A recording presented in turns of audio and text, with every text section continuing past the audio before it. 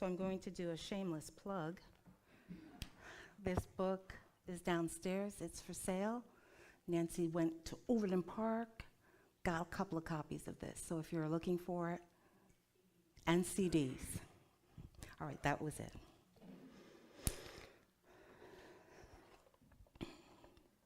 So it's been a really interesting week for me. And what I find is that life events have this amazing effect on us. It allows us to look at the path that we're on, to take stock, and then to adjust whatever's necessary. And as you know, this week it's been bronchitis for me. And I was like, are you kidding me? I don't have time for bronchitis. You know, I'm busy. I'm in the mode of like creating and visioning, and they want me to rest? Are they insane? I can't be doing this. And then I slept because, you know, I realized I was on fumes. I've been running on fumes for quite a little while there. And I woke up, and upon awakening, I had a new level of understanding. Before that, I was really cursing my body for not like working with me, working against me. And upon awakening, I was like, oh, my body and soul are really amazing. They know the truth. They know what is best for me. And I cannot wait for someone else out there to take care of me. I can't wait for someone to go, oh, honey, you're looking a little peaked. Maybe you need some R&R. No, that is not someone else's job. It's my job. So having this bronchitis, I have to tell you, is one of the nicest things that has happened to me lately. It really is. But how often do we have those resentful feelings when we aren't getting cared by others? We'll have those thoughts of, well, after all I've done, can't they just be a little kind, maybe a little patient, a little understanding? And all those thoughts really come from the same place. And that place is us not wanting to care for ourselves and expecting someone else to do it. We cannot abdicate. We cannot abdicate taking care of ourselves. And that is why I'm always pushing about claiming our truth. Because if we realized how wonderful and special we are, we would do amazing self-care work, wouldn't we? So here I am, your new minister, all of 3 whole months. Yeah, there it is.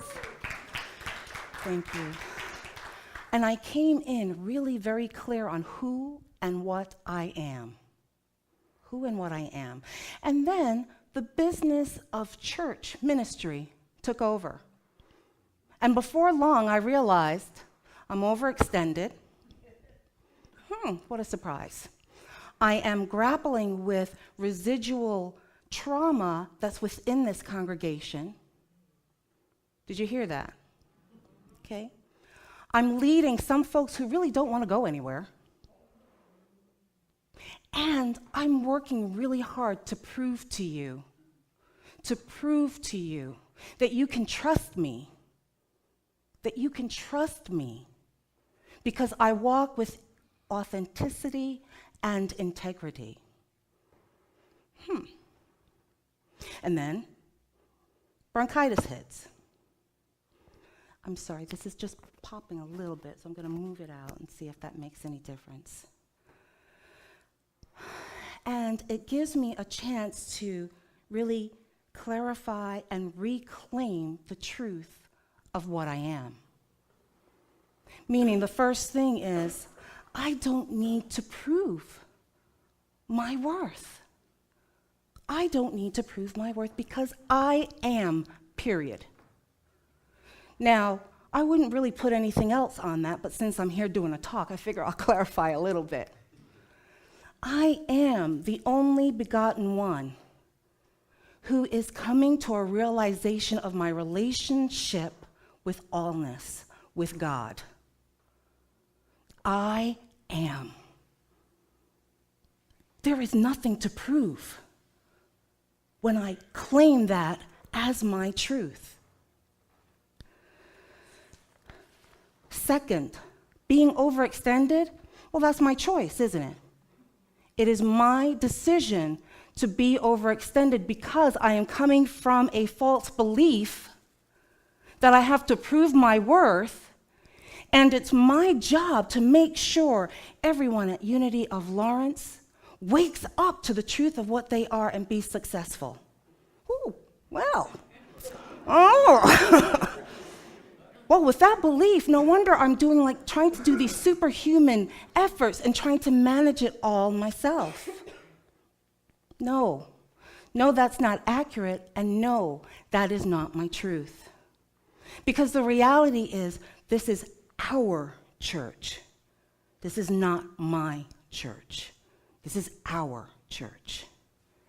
This is the place that you have said feeds your soul. And if it does, then it requires and it needs your attention for it to thrive. And I'm not talking about the minister and the 20% of you that do all the volunteering, offer financial support, get burnt out because it's too much for the 20%, and they either leave the congregation or then withdraw from service completely. Now, tell me if I'm wrong, but that seems to be a pattern that has been happening here, correct? I see the nods. Success demands that we get this. The state of our consciousness is the state of our community, of this church. The state of our own consciousness is what this looks like. So if we keep holding on to lack consciousness, you are not going to prosper, and this community is not going to thrive. The third thing I said was that this is a community that is grappling with residual trauma left over from previous ministries.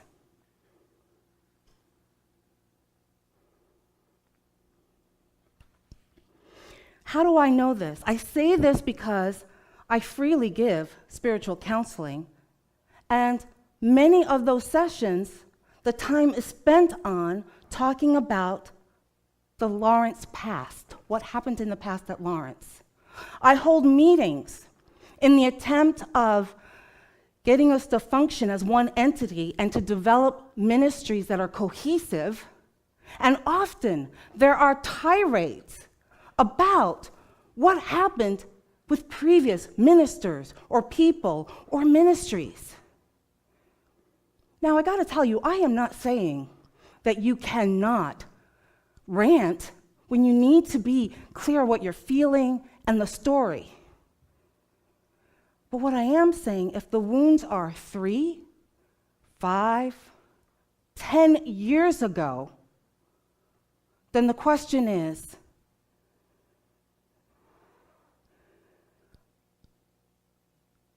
are you getting something out of holding on to that story? Do you find comfort in what happened in the past, the erroneous past? Does that feed you in some way that you need to continue to hold on to it? And then I say, well, you know what? Maybe we can do some more grief work with the community. And I often hear, oh no, Cherie, Reverend Cherie, we've done that already. We've done our grieving and our healing. Honestly, no, you haven't. You're not done. And why do I know this? Because I want you to think of this relationship that we have in the context of a marriage. The minister and a congregation are really in a marriage. They're in that kind of relationship. And when you are in a relationship with your spouse, you know a lot about your spouse, don't you? Or your partner.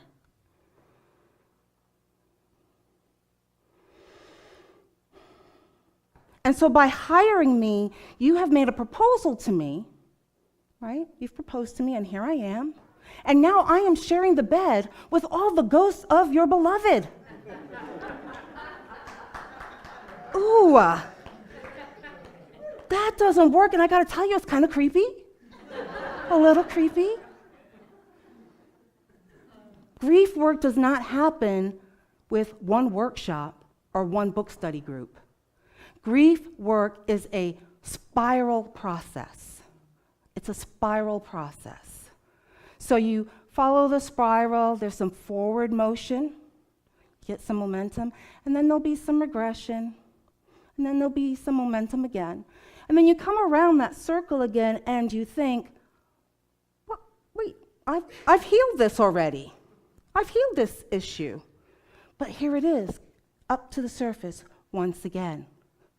This revisit allows you to define yourself in a new way, have a new understanding in relationship to your loss. So it's a gift. It's not like, oh my God, I can't believe we're here and doing this again. Really about my mother yet again, you know? It's that spiral, it's that process. But mostly grieving is about the need to release something in the past that we wish we could hold on to right now or in the future. That's grieving. And so my question to you is, what are you afraid of if you let go of the past of Lawrence? What are you afraid of? Because this situation reminds me a little bit of when my first husband died. I came to the decision that my walls were going to be completely up and no one was ever going to get in and hurt me again. The only person that I could depend on was myself, and I didn't need anyone else. And I lived that way for quite a number of years. And it was very hard, and it was a lonely existence because I wouldn't let anyone in. So not only blocking what I perceived as possible hurt, but I was also blocking any kind of love, any kind of light from coming in. And if I had stayed in that place, then I wouldn't have been open to the experience that Graham has brought into my life, which is beyond anything that I could have imagined. I told him one time, you know, if we ever break up, I just want to say thank you. Thank you for what this relationship has been so far, because it's more than I've ever expected. Coming to our sage, what does he have to say regarding this?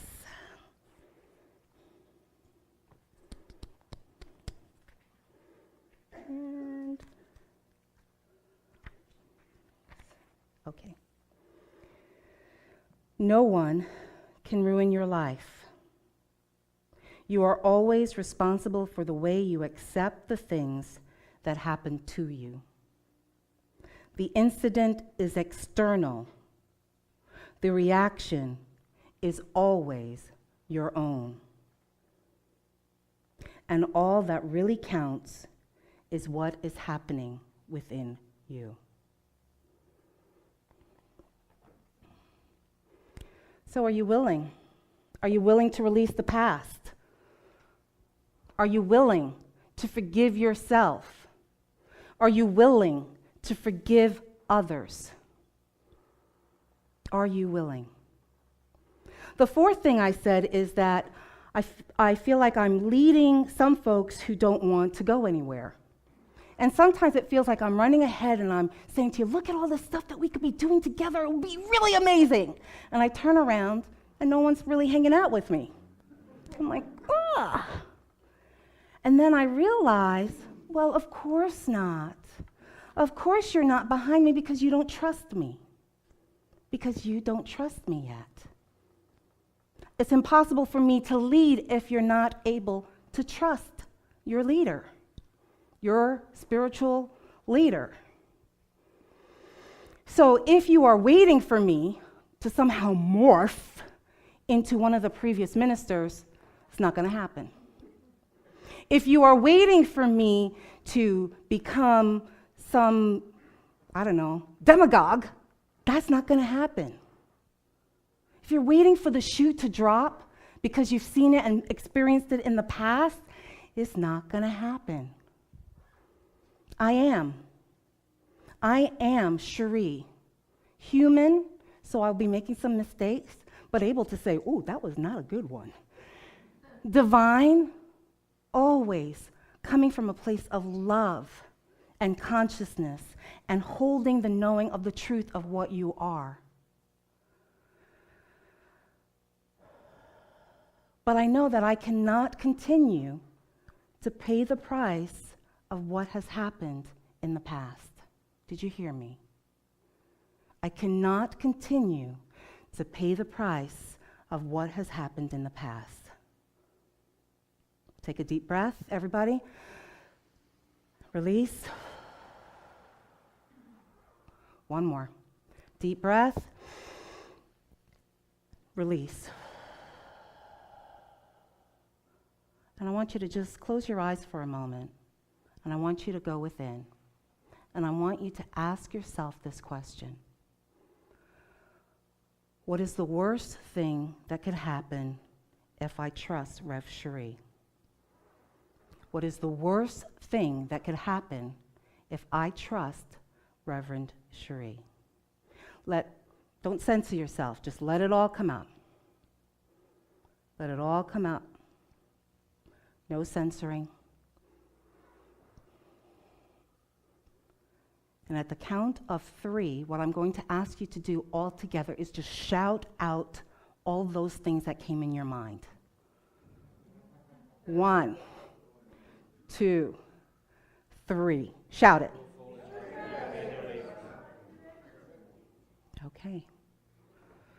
All right. Did you feel that energy a little bit? What did it feel like? Kind of wonky? A little angry. What else? Hesitant. It did not have any power, did it? It was kind of flat. A little fear-based. This is our collective unconsciousness, folks. This is Unity of Lawrence collective unconsciousness. This is where we are creating from. Do you hear me? This is where we are creating from. Because I don't care what words you say. What is it about? It's about those beliefs that you hold. That's what we are creating from. So here we are. We're at a crossroads. Are you willing to step into the truth of what you are and be amazing? Be the awesomeness that you are? Are you ready to let go? Let go of the past. Are you ready? Are you ready to forgive those who may have harmed you or this community?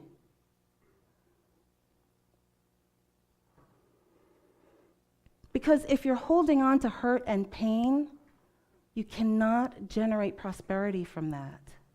It's not possible. But you can generate an abundant life if you are willing to use the act of forgiveness. The act of forgiveness to be whole again. So hear me, this is not about fixing Unity of Lawrence. This is not about fixing Unity of Lawrence. This is about becoming whole again. This month we have spent it talking about prosperity consciousness. And this talk continues that work because we're looking here at what is it going to take? What is necessary for us to have an abundant life? What is necessary for us to have an abundant life? Eric Butterworth writes this: we must have the stability and the perspective to deal with both success and failure in spiritual poise. Nothing is ever completely lost. There is always some gain, some growth. Failure is a vital part of achieving success. We have erroneously thought of success as getting there, while actually success is earning the right to be there. So here's my clarity. I am called to be here as your spiritual compass. That's clear. I'm called to be here as your spiritual compass. And I want to be here for a long time. And in order to do that, what I need to do is I need to put spirit first. What's been happening is it's been kind of backwards. I've been shoehorning in the meditation, I've been shoehorning in the prayers when I have a free moment. I have to flip that back to where it used to be, which is, as your spiritual compass, I need time to be in the silence. I need time to meditate. I need time to pray. I need time to hold the knowing of what you are. That's what a spiritual leader does. And yes, this is also a business, but it can be so much more than that. I think it's time for us to put raising our consciousness and our divinity as the top priority of this community. We have some good business practices in place. It's humming. We need to spend time developing our spiritual side.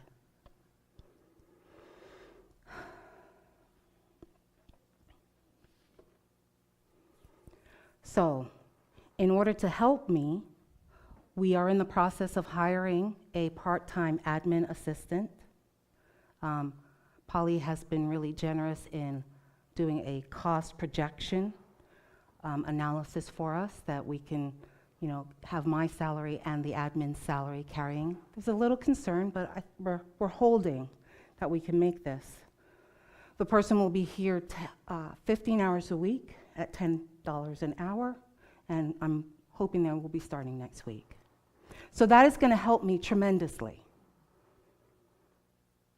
But I'm also going to need your help, because I am going to release the things that are not on my priority list. It's just, that's clear. So I may be asking you to step up. What I'm doing right now is I'm just giving you a mini state of the address, letting you know where we stand. I've told you I believe in transparency.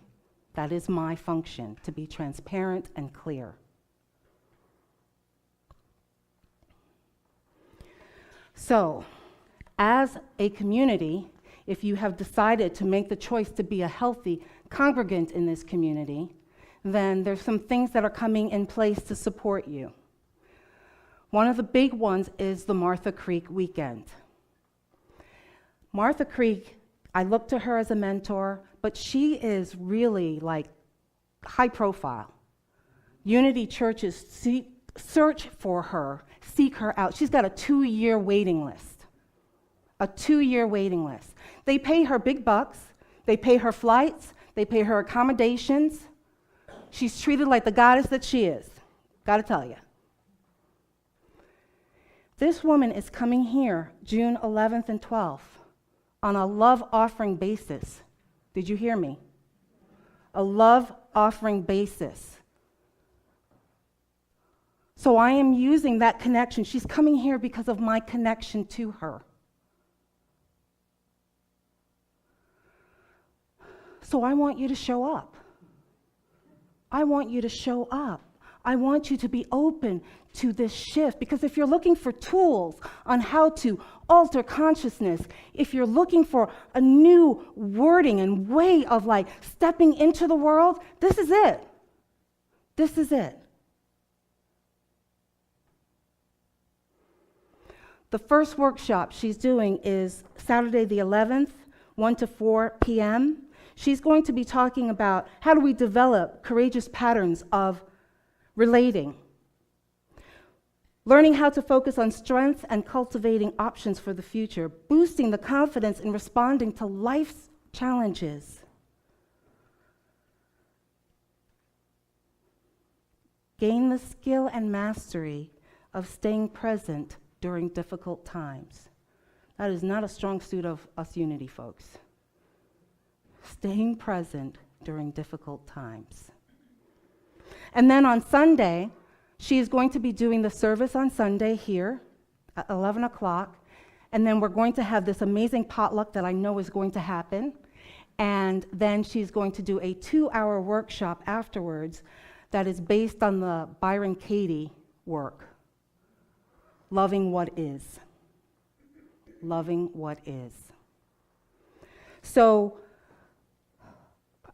I've really stretched to try to get things in place to help support you. So I'm just asking, if you are planning to be a leader in this community, please show up. Please show up. So I've decided that I am not going to lead you anywhere. I'm going to love you. I am going to love you. And I'm going to wait until you tell me you're ready to go somewhere. And then I'll walk beside you. I will support you in this process of releasing the past, but only if you want to. I will strive to raise my consciousness and remind you that this is the work to do on this journey. And you can decide whether it's yours to do or not. And lastly, I will honor the truth that we are the only begotten one, divine, rich beyond measures. And I'll remind you that that is your truth too. And you have the freedom not to accept it. So I love you, my beloved. I see the truth of who you are. And if you would prepare for meditation, as Green Spirit prepares us, and then we'll get into a nice meditation.